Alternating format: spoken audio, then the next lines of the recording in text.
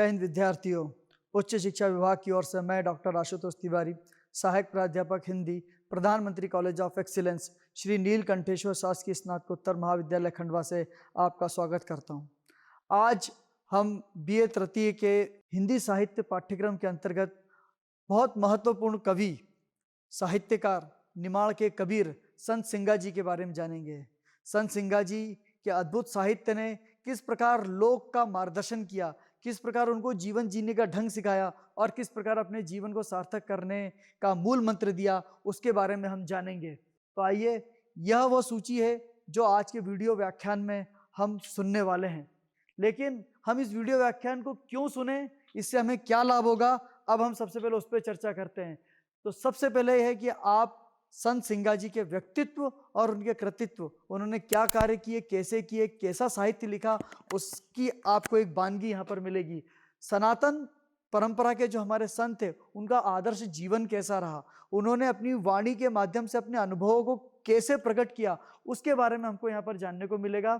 और इस संसार में रहना है और उसमें अपना जीवन चलाना है, तो किन किन लोक व्यवहारों का हमको ध्यान रखना चाहिए ताकि हमारा लौकिक और पारलौकिक जीवन भी सवरे, उसकी भी यहाँ पर हमको चर्चा करने को मिलेगी। और हम जानेंगे गुरु के महत्व को, कि गुरु का महत्व हमारे जीवन में कितना महत्वपूर्ण है और गुरु के महत्व को प्रतिपादित होते ही कैसे ईश्वर और जीव के मध्य का संबंध जो है वो प्रकाशित हो जाता है, उसके विषय में भी जानेंगे।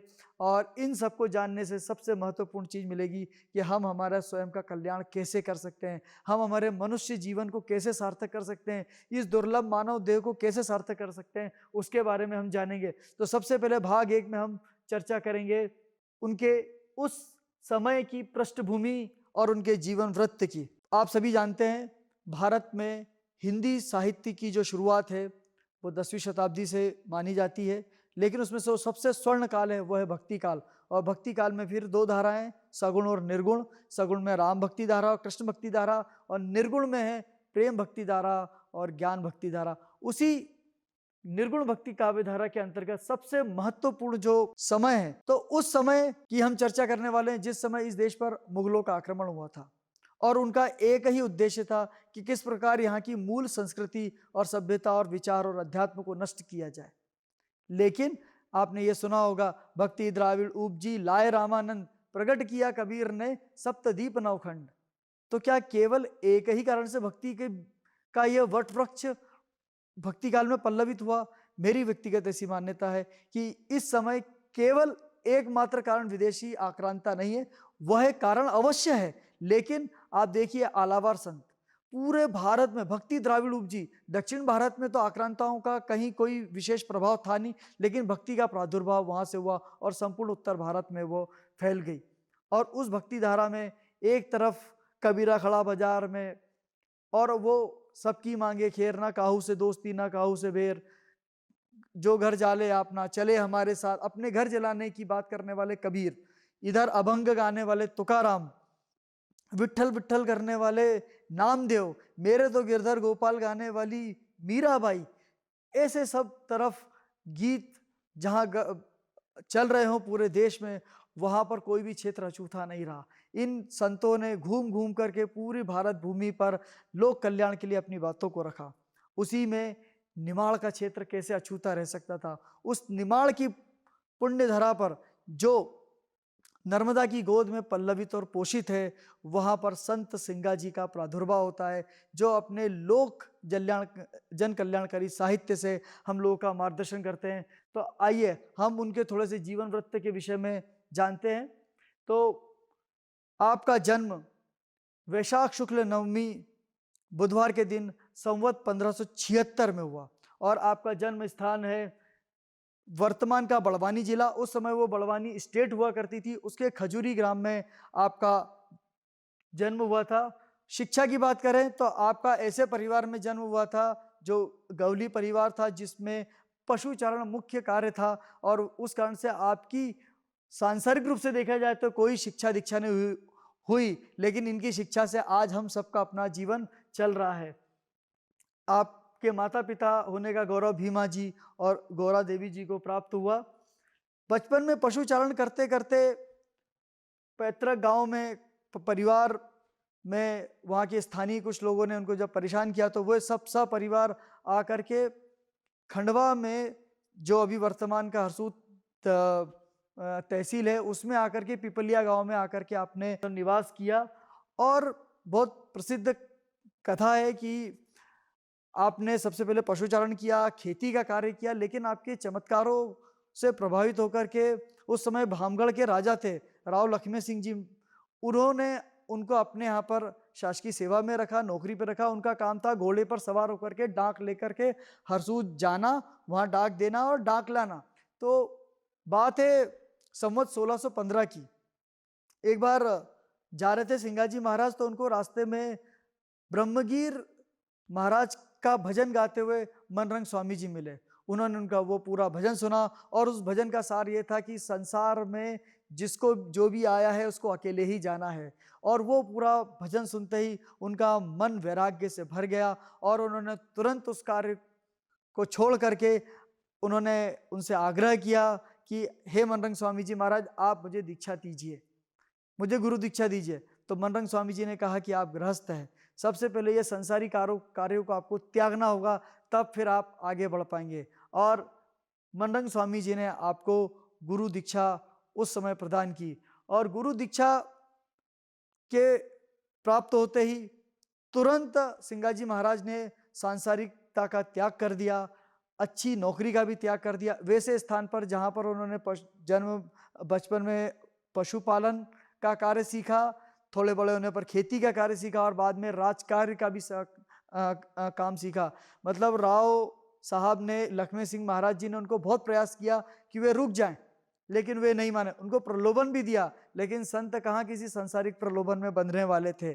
और उन्होंने उनकी, जबकि वो उनको अपने परिवार का सदस्य जैसा मानते थे, लेकिन उन्होंने वह छोड़ करके और अपने अनुभूतियों से संसार को का अलग जगाने का कार्य करना शुरू कर दिया।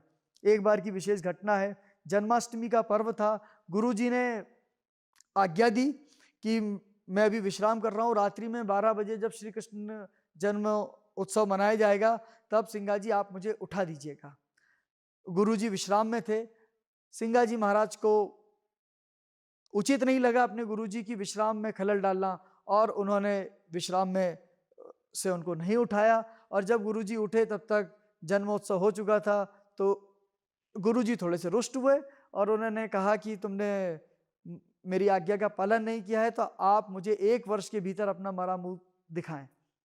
और ये घटनाक्रम होते ही 11 माह के भीतर संत सिंगाजी महाराज ने श्रावण मास की नवमी को संवत 1616 में अपने पांच भौतिक देह का त्याग कर दिया।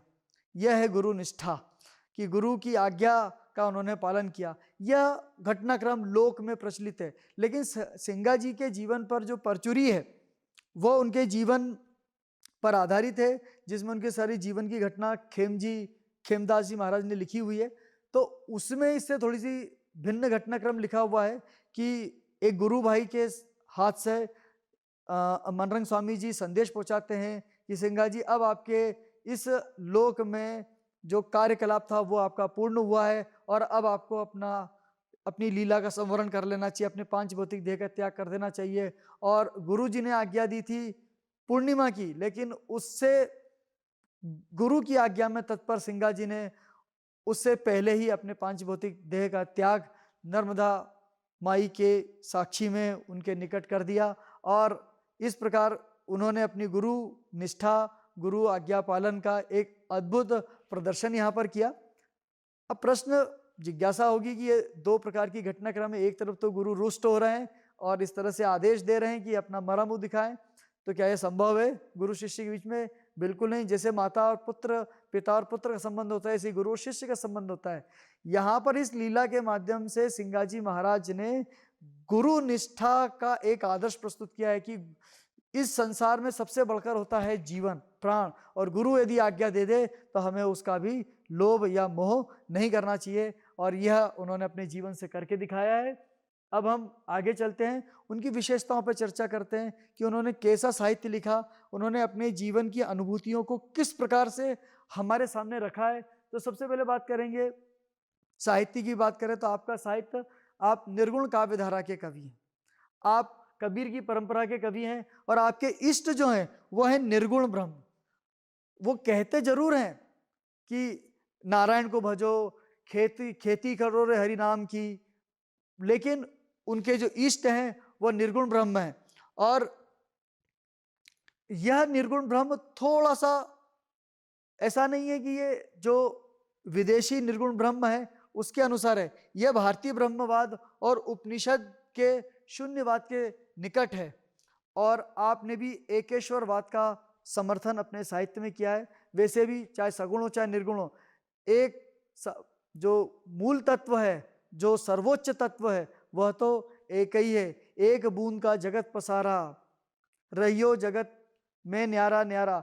ये उन्होंने कहा कि एक ही ईश्वर है और वो भिन्न रूपों में यहाँ पर हमारे सामने दिखाई दे रहे हैं। और इन्होंने अपने साहित्य में सबसे ज्यादा यदि किसी चीज का वर्णन किया है, यदि किसी चीज पर सर्वाधिक बल दिया है, तो वो है गुरु पर। गुरु का महत्व सर्वाधिक है, क्योंकि गुरु ही वह तत्व है। जैसे कबीरदास जी ने भी कहा था, गुरु गोविंद दो खड़े, काकू लागू पाए, बलिहारी गुरु आपकी, गोविंद दियो बताए। विद्यार्थियों में यहाँ पर आपको एक छोटा सा उदाहरण देके गुरु के महत्व को समझाना चाहता हूँ। जैसे मान लीजिए कोई व्यक्ति यदि बीमार होता है और यदि मान लीजिए वो मेडिकल स्टोर पर जाता है, तो क्या सारी दवाइयां उसके लिए काम की है? बिल्कुल भी नहीं। तो उसके लिए कौन सी दवाई काम की ये कौन बताएगा? तो यह बताने का काम करता है चिकित्सक। वो बताता है कि आप इस समय ये दवाई लीजिए। ठीक इसी प्रकार शास्त्रों में अगाध ज्ञान भरा हुआ है, ज्ञान समुद्र है, और उस समुद्र में से आपको किस मोती की आवश्यकता है यह आपका गुरु बताएगा, ये आपके गुरु बताते हैं। और इसीलिए कबीरदास जी हो या सिंगाजी महाराज हो, ये गुरु के महत्व को सर्वाधिक बताते हैं। सिंगाजी महाराज कहते हैं, चाहे आप हजारों तीर्थों में घूम लें, लेकिन यदि आप गुरु की शरण में नहीं है तो आपके जीवन की सार्थकता कभी सिद्ध नहीं होगी। गुरु की शरण में रहने से ही आपके जीवन की सार्थकता है। तो इन्होंने अपने गुरु के जीवन को सर्वाधिक महत्व अपने जीवन में दिया है, और उन्होंने अपने व्यक्तिगत जीवन से उसको करके भी दिखाया है। गुरु की आज्ञा पे संसार का त्याग ही नहीं, अपने प्राणों का त्याग भी उन्होंने कर दिया। अभी थोड़ी देर पहले हमने सुना है। अब गुरु की जो सबसे बड़ी निधि है वो क्या है? गुरु की सबसे बड़ी निधि है नाम स्मरण। गुरु ने जो दिया है वो नाम दिया है, भगवान नाम स्मरण। और भगवान नाम स्मरण सबसे सर्वाधिक महत्वपूर्ण क्यों है? आप देखेंगे जैसे तुलसीदास जी, भाई को भाई अनख हाल सहूं, नाम जपत मंगल दिशि दसऊं, राम नाम मणि दीप धरू, जिय देहरी द्वार, तुलसी भीतर बाहिरो, जो चाहसी उजियार। कबीरदास जी भी कहते हैं, राम नाम के पट तरे देवे को कछुनाई, क्या ले गुरु संतोषी है, हौस रही मन माई। मैं भगवान नाम के बदले में ऐसा क्या दे दूं जिससे मेरे गुरु संतुष्ट हो जाए? मतलब नाम से बढ़कर कुछ भी नहीं है। तो नाम का इतना सर्वाधिक महत्व सिंगाजी महाराज ने भी कहा है, सारे संतों ने भी कहा है। उसका कारण है सर्वाधिक प्रभाव हमारे जीवन पर पड़ता है हमारे चिंतन का। आपने जगह जगह कहीं देखा होगा कि संसार की सर्वोत्तम सेवा है अपना सुधार। जो व्यक्ति जैसा सोचता है वैसा बन जाता है। तो कैसे हम अच्छा सोचें, कैसे हम सकारात्मक सोचें? तो सकारात्मकता के पुंज हैं इस ईश्वर के, ब्रह्मांड के नायक ईश्वर, चाहे वो सगुण रूप में हो चाहे वो निर्गुण रूप में हो। हम उनका चिंतन करेंगे, हम उनके प्रति अपना भाव रखेंगे, तो निश्चित रूप से हमारा ध्यान जो है वो संसार के नकारात्मकताओं की ओर न जा करके सकारात्मकताओं की ओर जाएगा। नाम का बहुत सकारात्मक प्रभाव है, और इसीलिए सब हरि स्मृति सर विपद विमोक्षणम, सारे शास्त्रों में सबका निचोड़ केवल एक ही बात कही है। एक और इससे जुड़ा हुआ घटनाक्रम है, जब गोस्वामी तुलसीदास जी अपने पांच भौतिक शरीर का त्याग कर रहे थे, तब उस समय सब लोगों ने उनसे पूछा कि आप बताइए, आपने जो जीवन भर साधना की, आपने जो जीवन भर साहित्य लिखा, उसका निचोड़ बताएं। तो तुलसीदास जी अंतिम दो पंक्ति कहते हैं, लाखन में एक बात तुलसी बताई जात है, यदि आप अपना कल्याण करना चाहते हो तो क्या है? राम नाम सुमरिए, राम नाम जपिए, इसके अलावा कोई उपाय नहीं है। सर्वाधिक सर्वश्रेष्ठ उपाय कलयुग में नाम जप ही है, नाम जप ही है। इसलिए सिंगाजी महाराज ने भी उसी का उदाहरण दिया, और चूंकि खुद खेती किसानी से जुड़े रहे तो उन्होंने भी वैसी ही भाषा का इस्तेमाल किया, खेती खेड़ो रे हरि नाम की। क्यों? खेती करने में क्या होता है, आप एक बीज डालते हो तो वो 1000 गुना होकर के मिलता है। इसी प्रकार यदि आप नाम जप करके अपनी भक्ति के मार्ग पर आगे बढ़ेंगे तो निश्चित रूप से आपको सफलता मिलेगी। वो तो कहते हैं कि यदि जिसने राम नाम का सौदा नहीं किया है उसका जीवन तो व्यर्थ है, उसके जीवन को धिक्कार है। फिर उन्होंने जो चर्चा की है वो संसार की क्षणभंगुरता पे की है। संसार क्षणभंगुर है। आपको ध्यान होगा उन्होंने अपने गुरु के मुख से सुने हुए भजन से संसार की क्षणभंगुरता को समझा और उन्होंने तुरंत इस संसार का मन से त्याग कर दिया। वही बात उन्होंने अपने साहित्य में भी हमको समझाने का प्रयास किया है। यह संसार क्षणभंगुर है, यह जीवन क्षणभंगुर है। जो आज है वो कल होगा या नहीं होगा यह कह पाना बड़ा मुश्किल है। तो उन्होंने हमें इस संसार में भौतिकता में लिप्त न रह करके अपने मनुष्य जीवन की सार्थकता के लिए हमारा आह्वान किया है। और इनकी दृष्टि भी ठीक वैसी ही है जैसी कबीरदास जी की हुआ करती थी। योग, प्राणायाम, वही अनहद की बात, वही षट चक्र भेदन, कुंडली जागरण, ब्रह्मरद्र, बंकनाल आदि का वर्णन इनके साहित्य में मिलता है। इन्होंने बहुत सहजता सरलता के साथ बड़ी बड़ी बातों को छोटे सी बातों में समझाने का प्रयास किया है। फिर महत्वपूर्ण बात आती है, कबीर के समान ही आपने बाह्य आडंबरों का विरोध किया है, आपने दिखावे का विरोध किया है, आपने सर्वाधिक बल दिया है कि किस प्रकार हमारे मन की शुद्धता हो, हमारे हृदय की शुद्धता हो, हमारे चित्त की शुद्धता हो, हमारे आचरण की शुद्धता हो, हमारे व्यवहार की शुद्धता हो। तो उन्होंने बाहर के आडंबरों के स्थान पर अंतर मन की शुद्धता पर विशेष बल दिया है। और उसी के लिए उन्होंने बताया है नाम जप करें और गुरु की आज्ञा के का पालन करेंगे तो आपका चित्त जरूर शुद्ध होगा। लेकिन निर्गुण परंपरा के होने के बावजूद भी, उसके बावजूद आपने पुनर्जन्म की बात कही है। मतलब उन्होंने यमराज के भय का भी दिखाया है कि यदि आपके पाप कर्म होंगे, सत्कर्म नहीं होंगे तो आपको पुनर्जन्म लेना पड़ेगा और आपको न जाने कौन कौन से दंड भोगना पड़े। उससे बचने के लिए आप अपने जीवन को सार्थक करें। इसीलिए माया का उन्होंने विरोध किया है कि माया से आप बचें। और उन्होंने आवागमन से मुक्ति का साधन बताया है कि आप हरि भजन करके, भक्ति करके, भजन करके इस संसार के जन्म चक्र के बंधन से मुक्त हो सकते हैं। उसका वहाँ पर उन्होंने संदेश दिया। और सबसे बड़ी बात यह है कि आपका पूरा साहित्य बिल्कुल लोक धरातल पर आधारित है, लोक पर आधारित है। आपके साहित्य में पशुचारण हो, चाहे खेती किसानी की बात हो, चाहे राज दरबारी को, सबके उदाहरण दिखाई देते हैं। अब मूल प्रश्न ये उठता है कि यह लोक भूमि पर आधारित साहित्य होने के कारण ही यह इतना प्रभावशाली क्यों हो सका? क्योंकि यह सीधे जनमानस के चित्त पर, उन्हीं की भावभूमि पर सीधे प्रहार करता है। और इसलिए ये जनमानस के चित्त पर आज 450 वर्ष से अधिक हो जाने के बावजूद भी जन जन का कंठाहार बना हुआ है। अब आगे हम उनकी विशेषताओं के विषय में और देखते हैं कि उन्होंने शैली पर कोई विशेष ध्यान नहीं दिया कि शैली कोई बहुत उच्च कोटि की हो। उनका ध्यान था कि सहज अभिव्यक्ति हो, सरल अभिव्यक्ति हो और जनमानस के चित्त पर उसका प्रभाव हो। इसलिए उन्होंने अपने जीवन के अनुभवों को, अब हम शैलीगत विशेषताओं पर यदि हम उनकी चर्चा करें तो सिंगाजी महाराज ने शैली पर विशेष ध्यान नहीं दिया, उन्होंने अनुभूति की अभिव्यक्ति पर विशेष बल दिया। उन्होंने ध्यान दिया कि किस प्रकार से अनुभूति जो है वो सहजता सरलता के साथ आ जाए। यदि रस की बात करें तो आपके साहित्य में मुख्यतः भक्ति और शांत रस है, लेकिन उलटवासियों में आपको अद्भुत रस भी दिखाई देगा। आपके प्रिय छंद दोहा और चौपाई है और आपके पद भी मिलते हैं। काव्य भाषा की बात करें तो काव्य भाषा है निमाड़ी, लोक भाषा निमाड़ी। प्रश्न उठता है लोक भाषा निमाड़ी, तो यह साहित्य मूलतः लिखा किसके लिए गया है? उस वंचित वर्ग के लिए जो लिखा पढ़ा नहीं है, उस वंचित वर्ग के लिए जो खेती बाड़ी से जुड़ा है, उस वंचित वर्ग के लिए जो मजदूरी से जुड़ा है, उस वंचित वर्ग के लिए जिसको संस्कृत की भाषा का ज्ञान नहीं है, और उस विशेष वर्ग के लिए भी जिसमें हम अपने आप को बड़ा पढ़ा लिखा समझते हैं लेकिन हम शास्त्रों के मर्म को नहीं समझते। तो उन सबको सहज सरल भाषा में शास्त्रों का निचोड़ बताने के लिए संत सिंगाजी महाराज ने हम सब पर कृपा करते हुए बिल्कुल उन सब गूढ़ बातों को बहुत सरल शब्दों में, सहज शब्दों में, ठेठ निमाड़ी भाषा के शब्दों में हमको बताने का प्रयास किया है। बहुत अनुकरणीय हम लोगों के लिए कार्य किया है कि हम उनकी उस वाणी का अनुकरण करें। और उनका उद्देश्य क्या था? केवल एक ही उद्देश्य, लोक का मंगल हो, इस संसार का मंगल हो, लोगों का आवागमन के चक्र से मुक्ति हो और वे अपने जीवन का की सार्थकता को सिद्ध कर सकें। और इस विशेषताओं के साथ अब थोड़ा सा हम चर्चा कर लें कि आपने जो पढ़ा है उसका थोड़ा सा मूल्यांकन कर लें। तो क्या आप बता सकते हैं कि सिंगाजी महाराज के गुरु का नाम क्या है?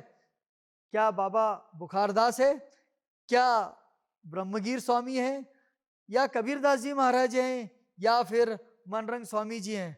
बिल्कुल आप जो सोच रहे हैं वही उत्तर सही है, और वो उत्तर है मनरंग स्वामी जी महाराज, जिनके पद को सुनते हुए आपको वैराग्य की प्राप्ति हुई थी। एक और प्रश्न लेते हैं हम आते हुए, सिंगाजी की काव्य भाषा क्या है? ये तो आपके लिए बहुत सरल हो जाएगा बताना। क्या बुंदेली, और क्या निमाड़ी, या फिर खड़ी बोली, या फिर ब्रज भाषा? और इसके लिए तो मुझे लगता है कि 4 विकल्प भी देने की आवश्यकता नहीं थी। इसका उत्तर आप सभी जानते हैं कि आपकी काव्य भाषा निमाड़ी है। चलिए एक प्रश्न और लेते हैं। बताइए, क्या सिंगाजी महाराज सगुण काव्य धारा के कवि हैं? कथन सत्य है या फिर कथन असत्य है?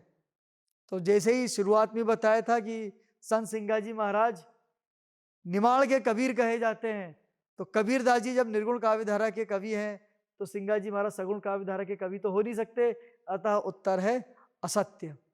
तो इस वीडियो व्याख्यान के पहले भाग को समाप्त करें।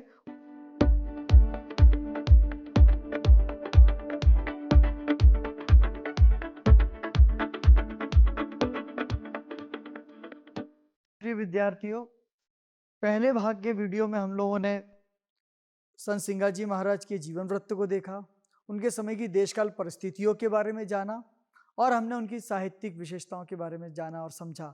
अब हम दूसरे भाग में बात करेंगे, उनके रचे हुए साहित्य की व्याख्या हमको पढ़नी है। निर्धारित हमारे पाठ्यक्रम में यह 3 अंश हैं, साखियाँ, भजन और सरद।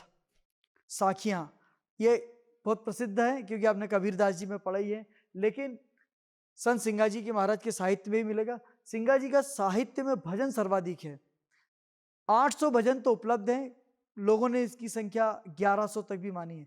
और भजन से ठीक पहले साखियों में दोहे हैं, इन दोहों को भजन मंडली पहले साखियों को गाती है, तब फिर जाकर के अपने भजन की वो शुरुआत करती है। इन साखियों और भजन में ब्रह्म का निरूपण, ईश्वर का निरूपण, गुरु का महत्व, नाम स्मरण का महत्व, आवागमन से चक्र की मुक्ति, षट योग, प्राणायाम से लेकर के कुंडलिनी जागरण, सहस्त्रार, ब्रह्मरद्र भेदन, सारी चर्चाओं को उन्होंने अपने साहित्य के माध्यम से किया है।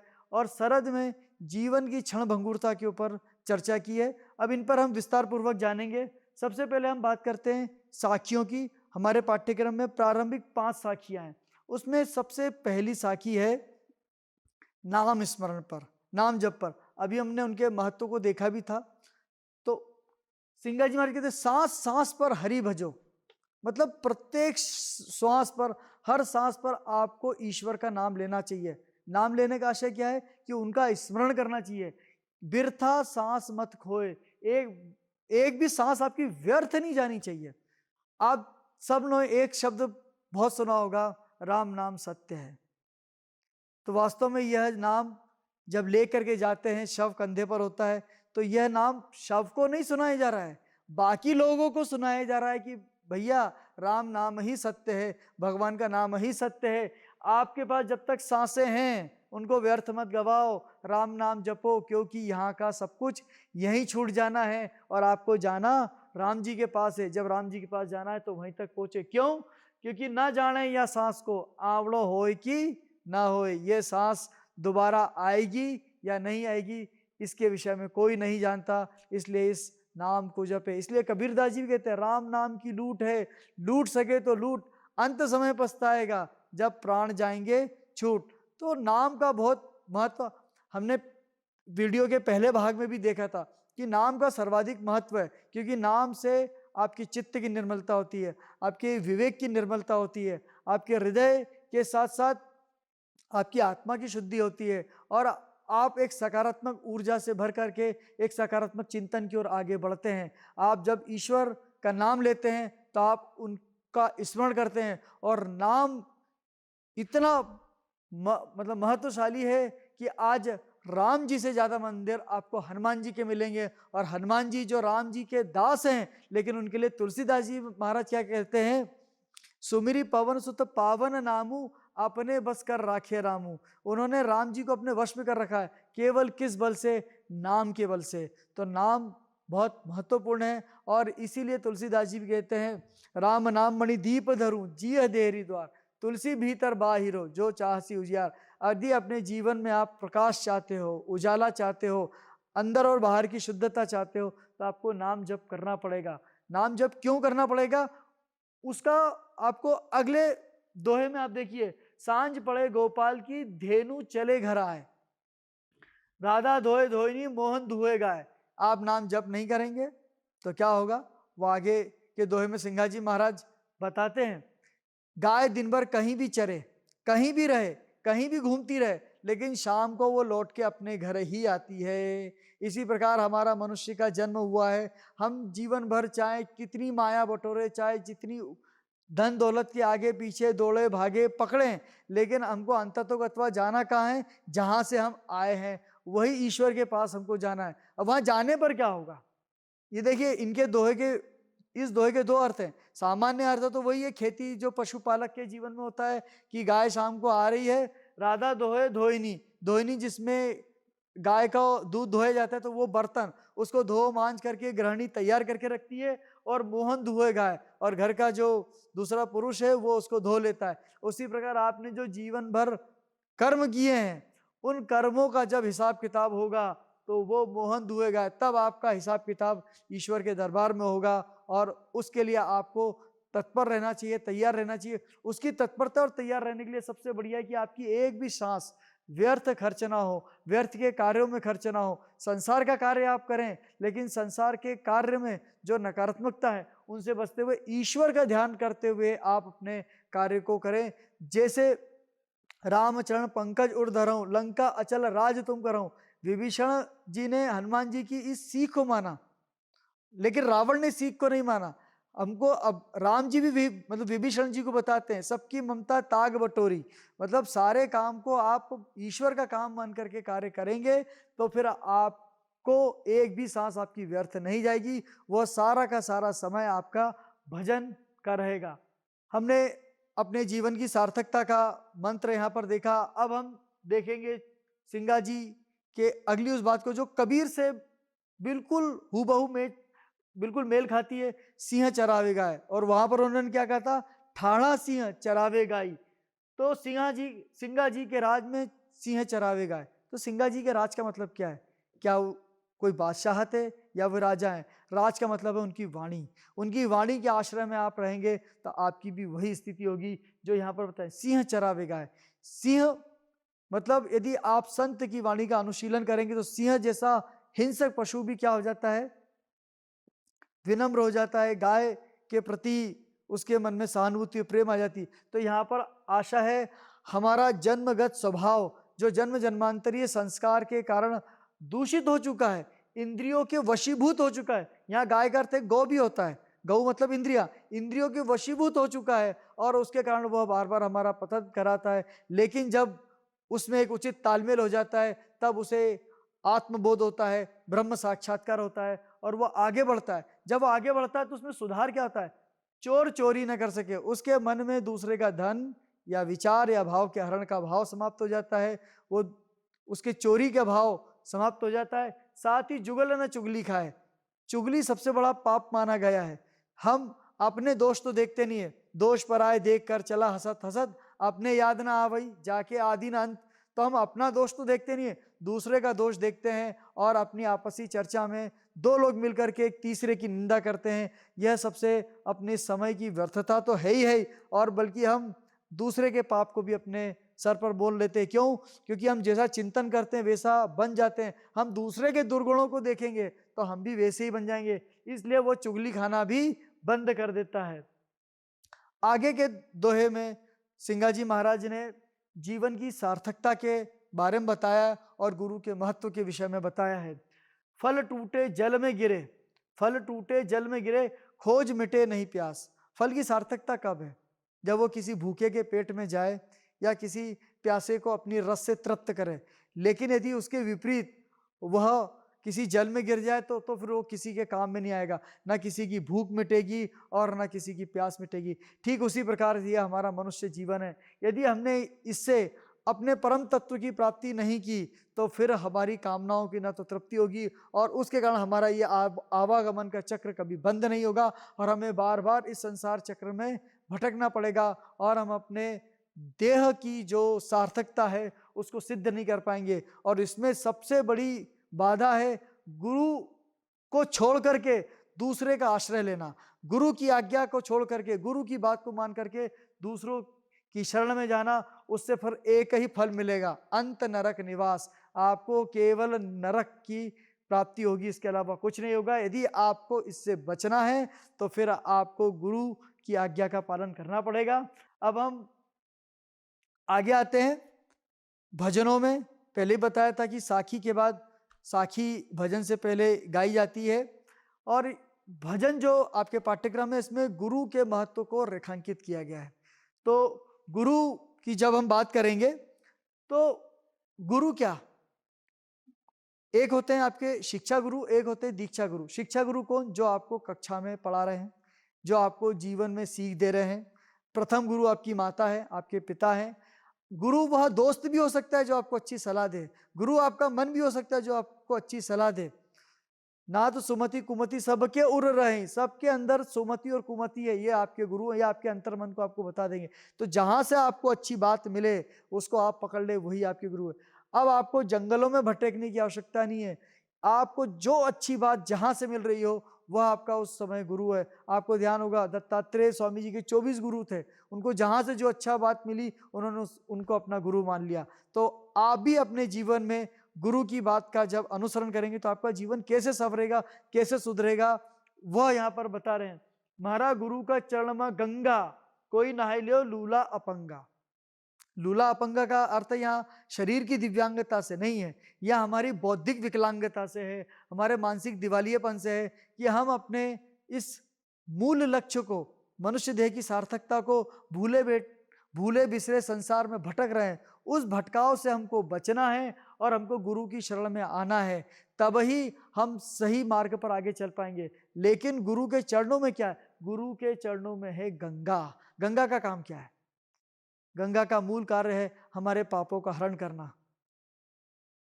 कैसा भी गंदा सा गंदा जल हो, यदि मान लीजिए गंदा सा गंदा पानी जाकर के गंगा जी में मिल जाए तो फिर उसको कोई भी अपवित्र नहीं कहता, फिर वो गंगा जल ही है, फिर वो पूजन योग्य है, वो आचमन योग्य है, वो स्नान योग्य है, वो देव पर चढ़ाने योग्य है। तो ठीक उसी प्रकार यदि आप गुरु के चरणों की शरण में चले गए तो आपका पिछला जीवन कैसा था उससे कोई मतलब नहीं है। आप पिछले जन्म में आपसे गलतियां हुई, त्रुटियां हुई, जो भी हुआ उससे फिर कोई मतलब नहीं रहेगा। अब आप गुरु की शरण में जाने पर आप भी उसी की तरह हो जाएंगे जैसे साधारण नाली का पानी गंगा जी में जाकर के गंगा जल ही हो जाता है। जोगी हुई न जटा बढ़ाओ, बन बन फिरऊ नंगा। अब आगे की बात जो हमने बात कही थी कि बाहरी आडंबर का विरोध करके अंतर मन की शुद्धता पर सिंगा जी ने बल दिया। और यदि गुरु आपके जीवन में नहीं है, गुरु का अनुशासन आपके जीवन में नहीं है, गुरु की वाणी आपके जीवन में नहीं है, गुरु की आज्ञा का पालन आपके जीवन में नहीं है, तो फिर आप भले ही कितनी ही योगी बन जाएं, साधना कर लें, बड़ी बड़ी जटाएं बना ले, या फिर आप जंगल में दिगंबर रहें, लेकिन उससे बात बनने वाली नहीं है। हो सकता है कि आप कहीं के बड़े मठाधीश बन करके माल खाई ना देह फुलाओ, मतलब आप बड़े बलिष्ठ हो जाएं, बलशाली हो जाएं, इतने बलशाली हो जाएं कि बनी रहिया लाल सुरंगा, मतलब आपका शरीर बिल्कुल लालिमा, इतना रक्त का प्रवाह हो कि आपका शरीर पूरी लालिमा से छा जाए, लेकिन बात बनने वाली तब भी नहीं है। इत सन्यासी उत बैरागी, तीरथ मां करी रहिया दंगा। आप कहना को तो कहलाते बड़े बड़े सन्यासी हैं, बड़े बड़े वैरागी हैं, आपको लेकिन अपने अंतर मन को देखना है। क्या आप में वह सन्यास के गुण हैं? क्या आप में वो वैराग्य के गुण हैं? क्योंकि सन्यास के धर्म का तो पालन होता है चतुर्थ आश्रम में जाकर के, लेकिन वैराग्य का तो धारण आप स्वयं वर्ण करते हैं। और यदि उस स्थिति में आपके मन के मनोदशा नहीं सुधरी तो फिर आप क्या करेंगे? फिर आप तीर्थों में भी पहुंच के दंगा करेंगे, आप अपने मत संप्रदाय को सबसे बड़ा बताएंगे, आप अपनी साधना को सबसे बड़ा बताएंगे, आप पहले डुबकी लगाने के लिए लड़ेंगे या फिर आप पहले दर्शन करने के लिए दंगा करेंगे। जो घट घट में व्याप्त ईश्वर है उसका सर्वत्र दर्शन न करके आप अपनी प्रतिष्ठा को आगे बढ़ाने के लिए लगे रहेंगे।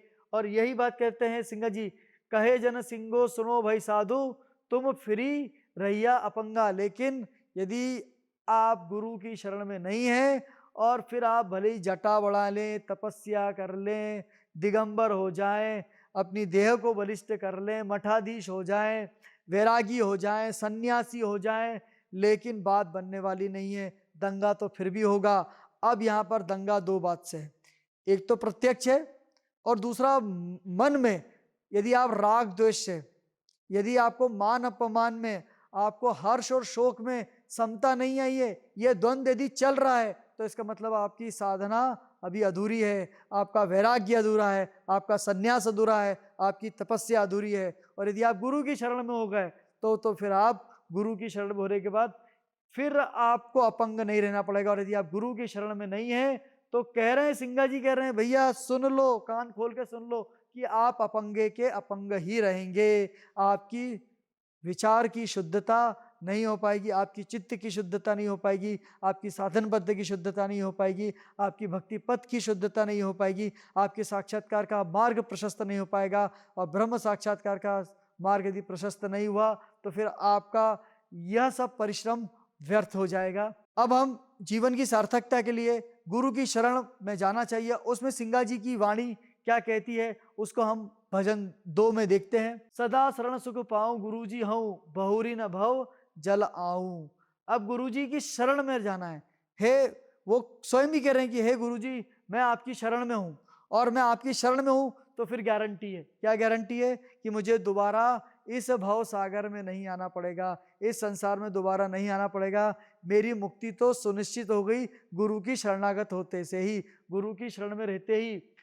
लेकिन गुरु की शरण होने का मतलब है गुरु की आज्ञा का पालन करना, और गुरु की आज्ञा का पालन करने का आशय है कि गुरु की सारी बातों को मानना, उनकी दी गई साधन पद्धति, साधना पद्धति का दृढ़ता पूर्वक, अनुशासन पूर्वक पालन करना। और उस पालन करने में आपको अपने शारीरिक सुख का त्याग करना पड़ेगा। वो शारीरिक सुख क्या है? सबसे बड़ा सुख है क्या? निद्रा और आहार। जिह्वा का स्वाद हमसे छूटता नहीं है और सोने का मोह हमसे छूटता नहीं है। लेकिन यदि आपको इससे और बड़ा सुख चाहिए, और बड़ा आनंद चाहिए, तो फिर आपको इसका त्याग करना ही पड़ेगा। सिंगा जी महाराज खुद कह रहे हैं, निद्रा आहार तज्यो महाराज सामरत। हे मेरे सदगुरु, हे मेरे स्वामी, मैंने निद्रा और आहार को त्याग दिया है, छोड़ दिया। मूर्ति में सूरति मिलाऊं। मूर्ति मतलब निर्गुण ब्रह्म, उनमें मैं अपनी सुरति में अपने चित्त को मिला दूंगा। मेरा ध्यान सदैव किस ओर रहेगा? सदैव सदैव ईश्वर के ध्यान में रहेगा, उन्हीं के चिंतन में रहेगा, उन्हीं के नाम स्मरण में रहेगा। और उसके लिए मैंने भोजन और निद्रा, जो सबसे महत्वपूर्ण है, उसका त्याग कर दिया। त्याग का आशय ये नहीं है योगी जन योग निद्रा ले लेते हैं, हम भी उस मार्ग पर धीरे धीरे आगे बढ़ सकते हैं। फिर रैन दिवस 621,000 निष्फल एक निखो। हमने पहला वाला साखी पढ़ी थी, उसमें क्या कहता है? एक भी श्वास व्यर्थ नहीं जाना चाहिए। और जब आप अष्टांग योग में जाएंगे तो आपको जो योग की भाषा है वो कहती है कि मनुष्य एक दिन में 21,600 श्वास लेता है। अर्थात वो कहते हैं कि मैं एक भी श्वास व्यर्थ नहीं करूंगा, प्रत्येक श्वास में ईश्वर का नाम लेते हुए, उनका नाम का स्मरण करते हुए, उनके ध्यान में ही अपने चित्त को लगाऊंगा। एक भी क्षण को मैं निष्फल नहीं करूंगा, एक भी श्वास को मैं निष्फल नहीं करूंगा। और उसका फल क्या होगा? और साधन पथ पे मैं आगे बढ़ूंगा। वो अगली पंक्ति में, काम क्रोध मद लोभ पुराना इनकी नींव बाहूं। हमारे जो प्रबल शत्रु है ना, वो यही है, काम क्रोध मद लोभ। और ये कब से है? आदिकाल से, पुराणों काल से चले आ रहे हैं। इनकी नींव बाहूं, इनकी नींव को मैं नष्ट कर दूंगा, इसको मैं नष्ट कर दूंगा। अब देखिए, जो क्रम है ना वो यही है, काम ही इन सारी बुराइयों की नींव है। यदि काम नष्ट हो जाए तो सब कुछ नष्ट। तो काम करते क्या है? काम करते कामना, इच्छाओं की पूर्ति। आपके मन में यदि कोई भी इच्छा है, कोई भी कामना है, तो फिर आपको उसके लिए दोबारा जन्म लेना पड़ेगा। सर्वथा निष्काम होना ही तो निष्काम भक्ति कर्म योग है, जो श्रीमद् भगवत गीता में भगवान श्री कृष्ण ने अर्जुन जी को बताई थी। वही बात वो यहाँ पर सिंगाजी महाराज भी बता रहे हैं कि हमको कामनाओं से मुक्त होना है। क्योंकि यदि आपको क्रोध कब आता है? आपकी कामनाओं की पूर्ति में यदि बाधा पड़ जाए तो ही क्रोध आता है। क्रोध का और कोई कारण नहीं है। आप सो रहे हैं, किसी ने आपको जगा दिया, आपको क्रोध आ जाएगा। आप जो चाहते हैं उसमें बाधा पड़ गई, आपको क्रोध आ गई। जो आप नहीं चाहते हैं वो उस कार्य में बाधा पड़ भी जाए तो कोई फर्क नहीं पड़ता। तो क्रोध का मूल कारण है कामना, और कामनाओं की पूर्ति होती है तब क्या होता है? मद, अहंकार बढ़ता है। देखा, मैंने किया। फिर हमको अपने शरीर का अभिमान होता है या अपने ज्ञान का अभिमान होता है। कई बार तो व्यक्ति को अपनी तप तपस्या का भी अभिमान हो जाता है, अपनी साधना का अभिमान भी हो जाता है, और अपनी पद प्रतिष्ठा और धन का भी अभिमान हो जाता है। तो ये भी किस कारण से हो रहा है? हमें इच्छाओं की। और अगला जो हमारा शत्रु है, मनोविकार है, वो क्या है? लोभ। लोभ और लालच में थोड़ा सा भेद है। लालच में हम दूसरे का धन भी हड़पना चाहते हैं, लेकिन लोभ में हम क्या चाहते हैं? वह जो धन है या वो जो प्रिय वस्तु है वह सदैव हमारे पास रहे। हमारा उसमें इतनी अधिक आसक्ति होती है कि हम उसको छोड़ना भी नहीं चाहते हैं और सदैव उसी के ध्यान और चिंतन में लगे रहते हैं। इसीलिए तुलसीदास जी ने भी जब भक्ति का वरदान मांगा तो यही उदाहरण दिया, काम ही नारी प्यारी जिमी लोभी के प्रिय जिमी दाम।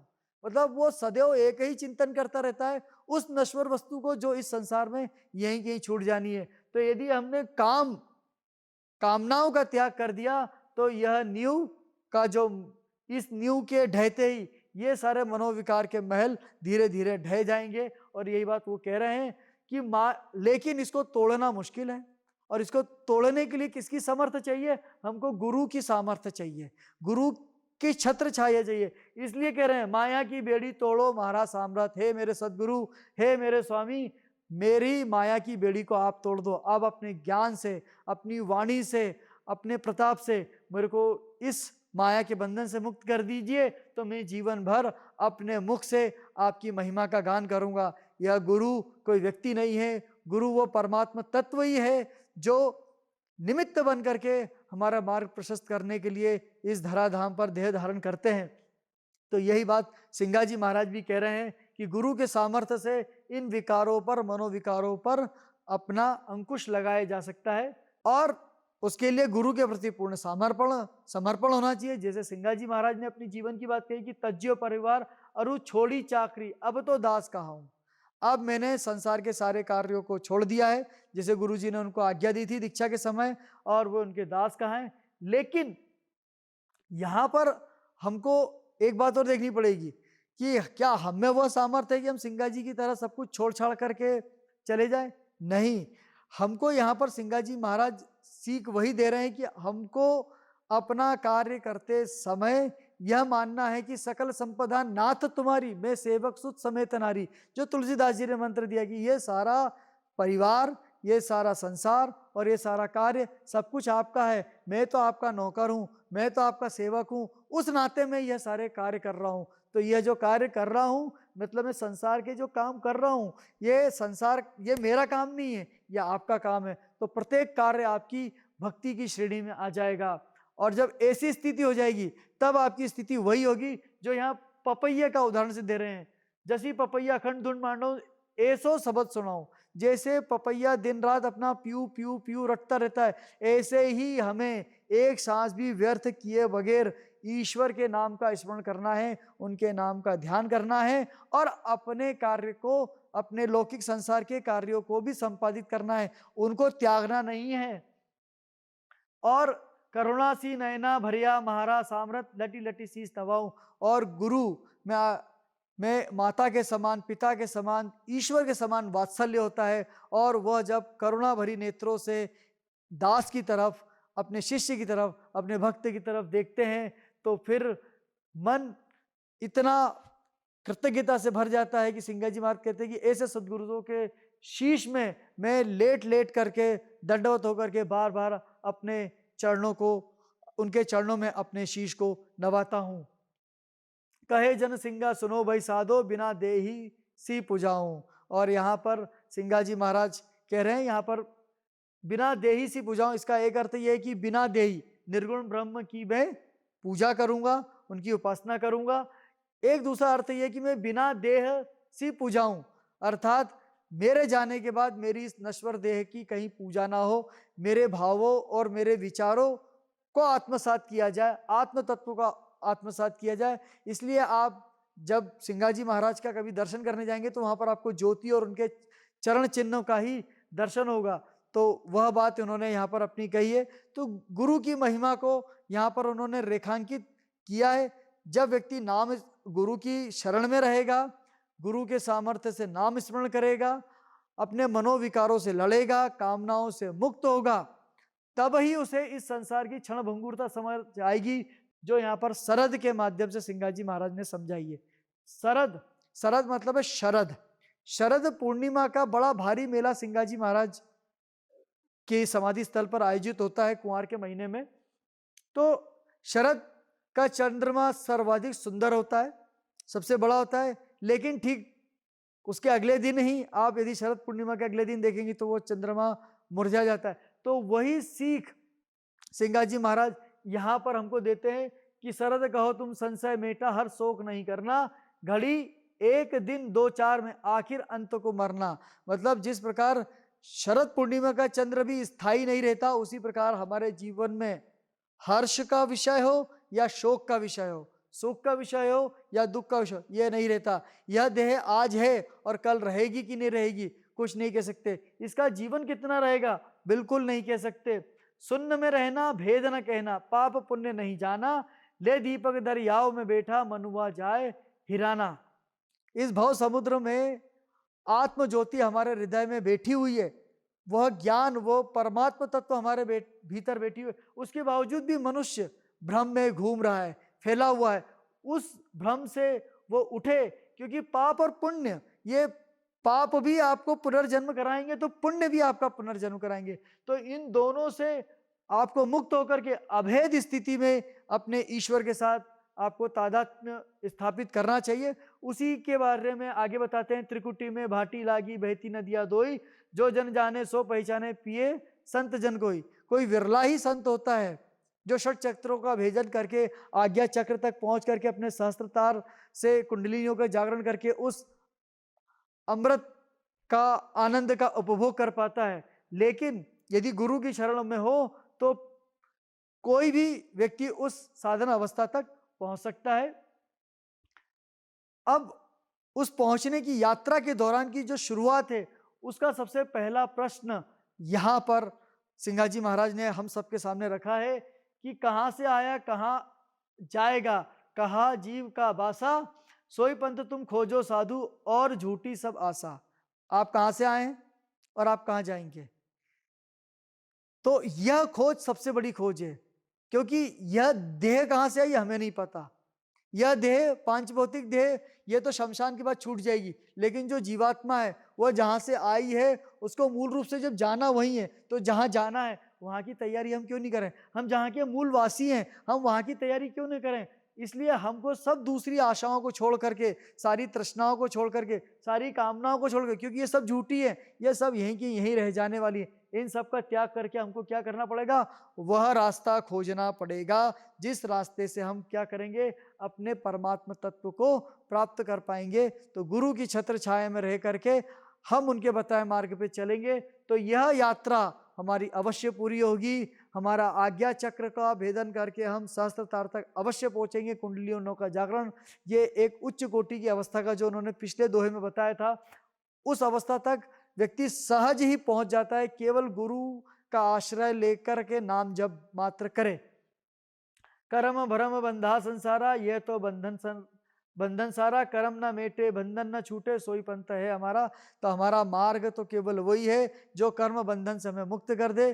जैसे हमने भी कहा, पिछले दोहे में देखा था कि पाप हो या पुण्य, ये सारे के सारे बंधनकारी है, यह संसार बंधनकारी है। और लेकिन यह जीव को इन बंधनों से मुक्त होकर के अपने मनुष्य देह की सार्थकता के लिए आगे बढ़ना चाहिए।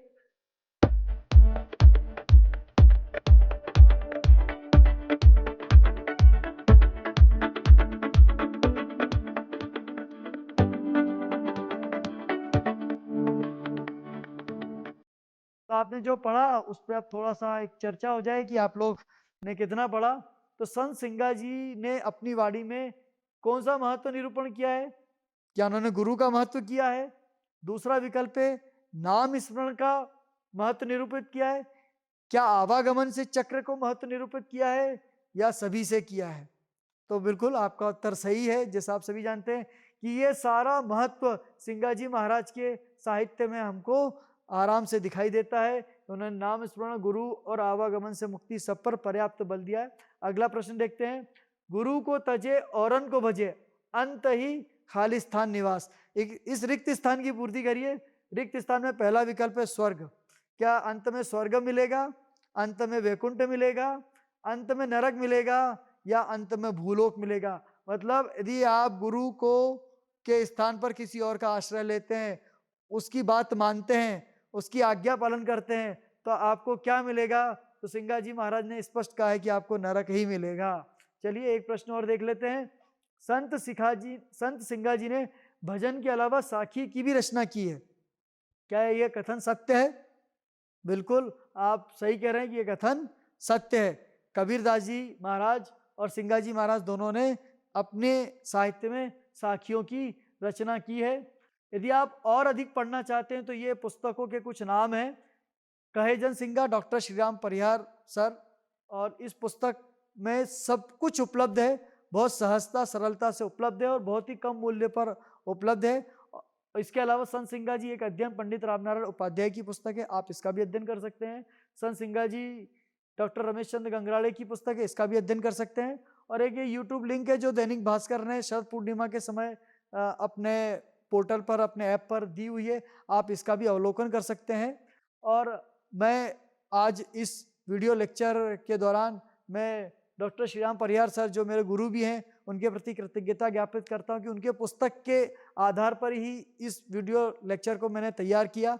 और साथ ही में मेरे गुरु भाई डॉक्टर कुलदीप सिंह फरे सर का भी आभार व्यक्त करता हूं कि उन्होंने सिंगा जी के कई गुण तत्वों से मुझे अवगत कराया ताकि मैं उन बातों को भी आपके समक्ष रख पाया।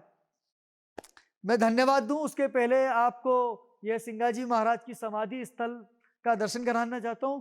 यह वो गर्भगृह का स्थल है जहां पर सिंगा जी महाराज ज्योति स्वरूप में विराजित है। यहाँ पर आपको उनके चरण चिन्हों का भी दर्शन होगा। और ये विशाल जो जल राशि दिख रही है ये नर्मदा मैया महारानी है जिनके आंचल में सिंगा जी महाराज विराजमान है। बहुत सुंदर ये दृश्य दिखता है। ये 100 एकड़ का टापू है पूरा नर्मदा जी के बीच में। पूरे 12 महीने आप कभी भी जाएंगे आपको ऐसी ही जल राशि के बीच में सिंगा जी महाराज आपको विराजमान मिलेंगे। और सिंगा जी की अद्भुत वाणियों का लेखांकन यहाँ पर पूरे एक एक दीवारों पर किया हुआ है, तो उस साहित्य को भी आपको पढ़ने का अवसर मिलेगा। और यदि आप इसके अलावा कहीं कुछ घूमना चाहते तो सिंगा जी के पास में ही हनुमंतिया जो टूरिस्ट प्लेस है, पर्यटन स्थल है, यदि आप वहां जाएं तो सिंगा जी महाराज का दर्शन करना ना भूलें। निमाड़ की बहुत बड़ी धरोहर, निमाड़ का बहुत बड़ा साहित्य, जन जन का कंठहार, 450 वर्षों से अधिक बीतने पर भी आज भी वाचिक परंपरा में वह बना हुआ है, तो आप उसकी महत्ता को समझिए।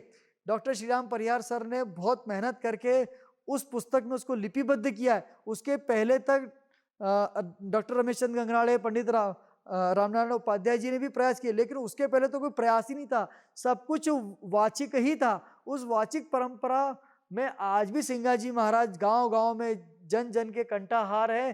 तो ऐसे स्थल का दर्शन करके उस आध्यात्मिक ऊर्जा का आप भी लाभ लें, यही आह्वान के साथ बहुत बहुत धन्यवाद।